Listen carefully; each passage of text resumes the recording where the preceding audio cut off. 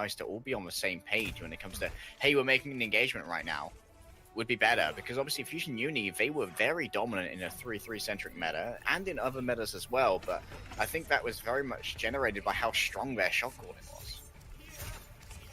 All right, Fusion University running out on the WM1 comp. They got Nice on the Mei, they have Snillo on the Reaper, Runaway, almost the same. Couple of changes here and there, but they do want to stick a little bit further away. And Mag wants to be very, very far away from Nice and Snillo. It does get walled off, very defensible. Plus use the immortality build. That's a lot of tools already used, but if you're finding picks like that, Hisu finding the kill onto Chungshik, it's not going to be too much of an issue for you. And now he's on the high ground with no one to really contest him. You can see him just playing so aggro. Now spotting the people trying to run away. Alarm may have found the kill there, but Fusion University are going to have to go for this big reset. Hisu went too far with that one. Kyoki's going to catch up Snillo, but still, he's just going to take some time to come back. He will have to snipe from a back window by the time the engagement comes through from Fusion University. But I like that they're moving over now onto this Mei Reaper, another, like, as we call them, WM1 console, like new goats. It allows them to really control the engagements right here and just sort of like run straight into Mag. They've already used their wall, however. This means that this is an early use of the amplification matrix. Fusion Uni don't need to fight this. Yeah, they do not, but they're going to choose to and just just going to move away from the window. I mean, why not? Amplification Matrix eventually fades. QOQ life fades away from him as well as Chungshik finds the kill. He's just still doing a lot of damage on the top side here, but it's nearly not as much damage as Snillo has with the Reaper running straight on top of it. Bernard manages to eat that Dragon Strike as well. He managed to eat it through the wall with his defense matrix. All right, Fusion University coming back, feeling pretty good. Managed to take the point in just under 2 minutes. Fusion University can now play fairly far up as well. Nice has the Blizzard, and they should have all the tools that they need to move through the streets phase, although Yaki can cause a little bit of an upset with a Blizzard of his own. I guarantee you during halftime, Chris, their coach, was just like, come on guys, we need to start playing our game. We need to control these engagements. We need to make sure that Runaway aren't just going to walk all over us. And that's exactly what they're doing when they bring out the Mei Reaper. Runaway, they haven't gone to try and mirror it. They're keeping Hisu on this Hanzo, which means there's a lot of opportunity for an early pick, but it does mean there's less pressure on the tank. Speaking of which, headshots are always huge pressure, Jules. Yeah, Hisu instantly taking out Chungshik once again. It's a very weird shield rotation, maybe. Of course, they have a lot more shield pressure on the side of Runaway, so Chungshik has to kind of understand that your shield's going to be taken down rather quickly. Snillo and Nice don't have nearly as much shield pressure at range as Runaway do, and now Runaway can just kind of hold this straight. They build up a few extra ultimates for themselves now. Fusion University engaging with a wall as well as that coalescence. You got to break that pillar. Uh-oh, but Yaki's already dead. Hisu once again letting go with the dragons, and even a Transcendence being invested here to make sure Matt can stay alive. Amplification Matrix is going to get used to a very, very good job, but the problem is Nice is already in your backline, freezing up the Orisa and the Diva at the same time, and that does mean Fusion University can roll on through without too many ults being expended. Runaway, their fight was a little bit more expensive on their side, using both support ultimates and now actually changing over the supports entirely, as Fusion University only invest 2.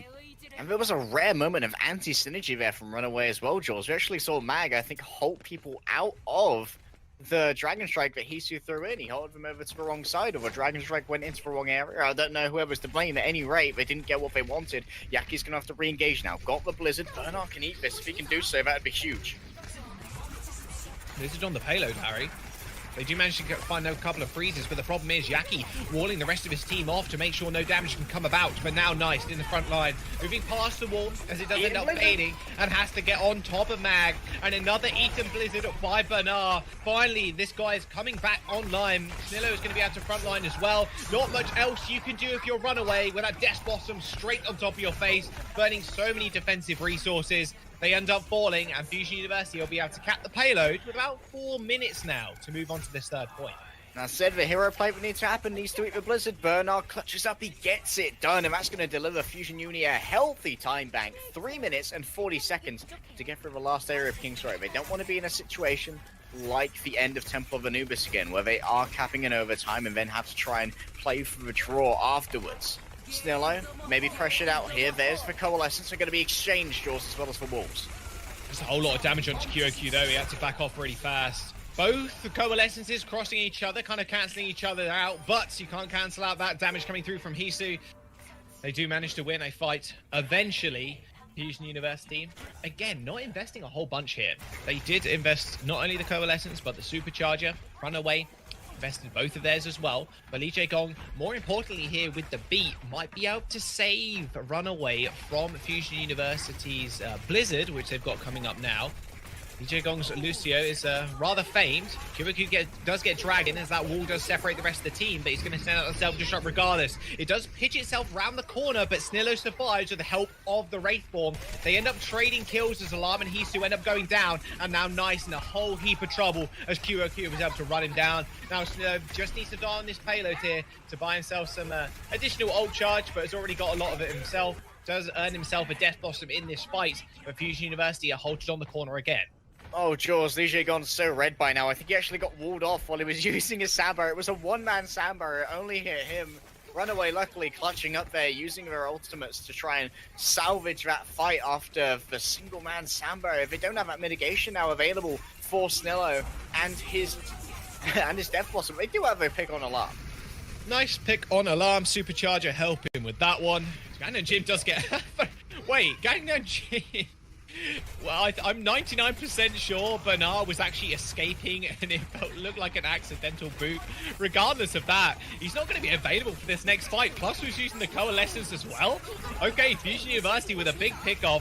B's going to get expended as well to stop that Blizzard from doing any feasible damage. And Hisu gets dragged off the edge also. And now Snillo can just march forward and pick himself up a third kill of this fight. A minute and 30 seconds do remain here, Harry. And Runaway are on the defense still. Nice headshot onto Gangnam Jim will stagger him out a little bit more. Look back to the time bank, Jaws, 1 minute and 20. Runaway have burned 2 minutes. If they can complete this with time left, they won't be in one of those draw situations. They've got a good wall here. They need to get on, though. Mags continue to come and contest.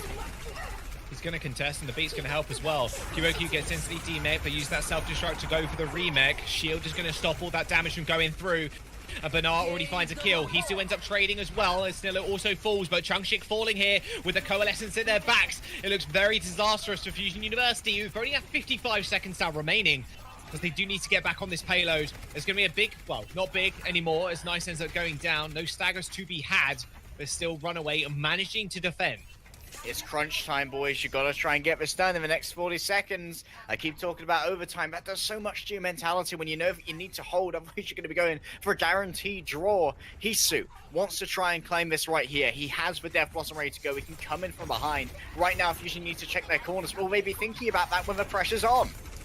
They just need to wait for Nice to use that wall. They finally managed to find him out, and Hisu's now in a lot of trouble. He gets walled off, almost instantly killed, but still gets the Death Blossom off. But Snillo is there with the generic left click. No Eaten Blizzards were to be had as the self-destruct gets launched in also, but they still managed to trade well. Mag managed the kill onto Chungshik too. This is so good for Runaway right now. The Coalescence doing little to nothing for Alarm, but help kill off Yaki. Runaway have the perfect spawns as well. Gangnam Jim may have fallen here, but it's going to be able to come back with a Coalescence of his own. OT is now ticking down with QoQ still managing to secure himself a lot of time on this payload. Yaki's on the Bastion as well, trying to come back, get behind that shield, deliver a lot of damage right here. Chungshik is dead. Yaki still manages to find value, and a Coalescence and a beat comes through. Gangnam Jin with the hero play coming up big, helping his team not only sustain but doing so much damage and exerting so much pressure in the front line. Fusion University step off the payload for not just a moment. OT ticks down, and the payload is halted just before third.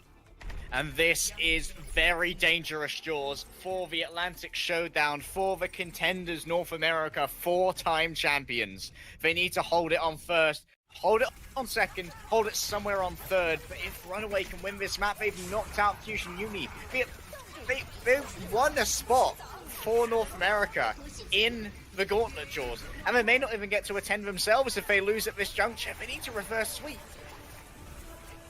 This is such a mental boom for them currently. I mean, you're so close to winning, but the thing is, you don't really expect the Bastion to come out either. You're like, okay, so he's probably going to be on Widow or something silly. No, he comes out on Bastion, and then Bastion is so good in these situations because someone has to pay attention to it. The idea with the Bastion is he sets up behind shield, waits for the rest of his team to kind of help him sustain. You've got Mercy, Baptiste, whatever, right? But no, the Bastion's going to sit on the side, dealing ridiculous amounts of damage, with Fusion University kind of trickling themselves on the point to make sure it's still contested. And then as soon as the Bastion's out and set up, there's nothing to deal with him. Even a Maywall's not very good against that either, because the pillars get destroyed so quickly as they only have 400 HP now. Fusion University, like you said, are on a nice edge. They need to take this map in order to keep themselves in the series and see themselves a spot in the gauntlet, but it is looking so risky. And Jaws, not only are they looking to try and bring themselves back into this map, they want to bring themselves back into this match. They need a first point hold here, Jaws. They need to return to the mentality of we are Fusion Union, we are winners. Because over the last couple of weeks, it definitely hasn't been that way. Fusion Union just about scraped into a playoffs. They're actually threatened by Meta Athena in terms of qualifying for this. They need to regain their mojo. Oh, that ain't it. That's a beautiful hook, but an even better defense matrix. Immortality Field's going to get used fairly early though from Fusion University, and now Runaway taking the fight into their own hands as Changshik ends up going down. Hisu once again on the high ground, just dealing so much damage and exerting so much pressure. Look, both supports up on the high ground have to worry about Hisu. How are they going to help the rest of their team? An Oink and Yoink might just be all that they need. A nice little wall there to stop QOQ's hook from going through, but still Runaway sitting themselves up on the point and securing a tick. Changshik's been overwhelmed so much, he waits for the defense to make sure it's a timeout this time. Oh, it's so perfect. An easy halt into a hook, nets himself a kill and another one. Fusion University Runaway from the point as Runaway managed to secure it. And now 5 minutes and 20 seconds to push it through this second point. You are up to Fusion University, who have again changed composition, losing a lot of that ult charge that they did manage to gain in this first push. This is really Fusion University with head in hands currently, and I can imagine a lot of their fans and people that have been cheering on for them for so long